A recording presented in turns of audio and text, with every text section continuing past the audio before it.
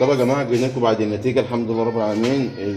الوقت الميعاد بتاع خلص بتاع السمك الاطفال الصغيره ده اللي عنده من ده ربنا يسعده ويصلح له الحال، لان هو في ناس عندها من ده عادي. انا مش معمول له مخصوص يعني. شايفين صلاه النبي السمك مستوي، السمك طلب الاكل خلاص بس يا نوبه. صلاه النبي احسن صوره يا ماما باذنك. ده الشغل يا جماعه اهو، يعني 3 كيلو 3 ونص حاجات من دي تمام، و2 ونص وكده. في طبعا اكبر ساعات بجيبها ساعات 6 كيلو السمكه، بس ده بقى ما يتصورش بصراحه. اصحابه وربنا يعني، انما دولت يعني نضحك عليهم ونقول نصور لهم فيديو صغير ورقتك بره عشان ربنا يحسن سوقهم لاصحاب نصيبهم. انا بس قلت اما اوريكم الشغل ما شاء الله بعد ما استوى بقى ازاي، واحنا كده تابعناه من اول ما اشتريناه لغايه ما غسلناه وملحناه وطلع من تمليحه. السمكه ما شاء الله 3 كيلو 3 كيلو ونص حاجه صلاه النبات يا ريت كرم الله ان شاء الله.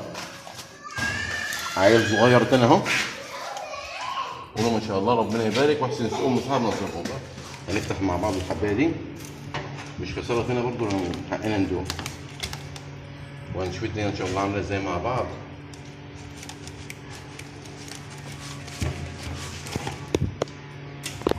دي ايه اللي هو السمك الكبير تمام يا ولاد، 3 كيلو الا ربع وكلام من ده.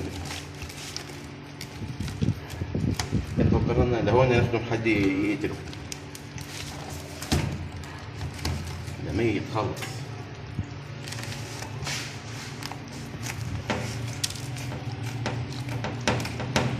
مهما كانت السمكه جامده يعني برضه المفروض ايه المقص كان عنده سنس.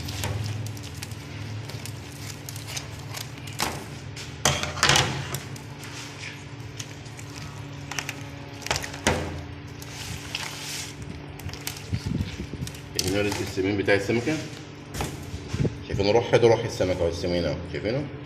هو في ناس بتاكله بس طبعا انا ما رجحش ده لانه ده مختلط مع الامعاء فما يبقاش يعني مستحب. تمام كده يا حبايبي. طبعا ده زيت السمك حاضر. شايفين يا جماعه ربنا يجعله الف من 10 لصاحب النصيب، واحنا اللي هناكلها بصراحه.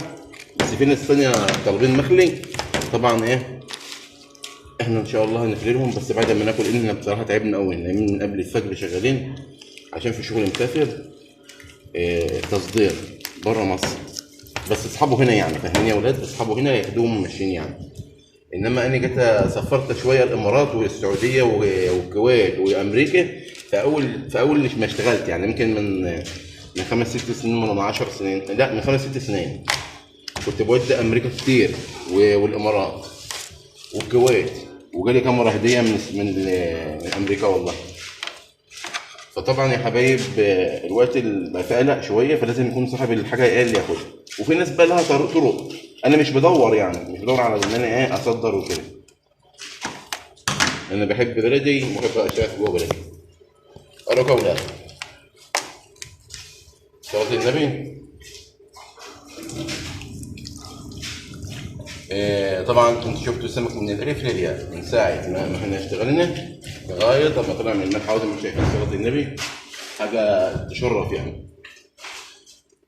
السمك ده له نفسه يا اولاد. انا احمد ابو رجب السمكه ما تزيدش عن 300 جرام، نزلت ما اكلهاش. نزلت عن 300 جرام ما اكلهاش، ولكن الاكل اذواق كله صلاة النبي عليه، كله زبده وقشطه بس هي الاكل اذواق. انا ما بحبش السمك الايه الصغير. طيب ربنا يحسن سوقهم لصاحب نصيبهم. طبعا ما شاء الله احنا عندنا كميات خارجه ما شاء الله، بس ده اللي هنفطر به انا والاولاد والناس. دعوتكم بقى ربنا يصلح للجميع، ولو عاوز حاجه كلمنا يا اولاد واشوفكم على خير في كل جديد والسلام عليكم.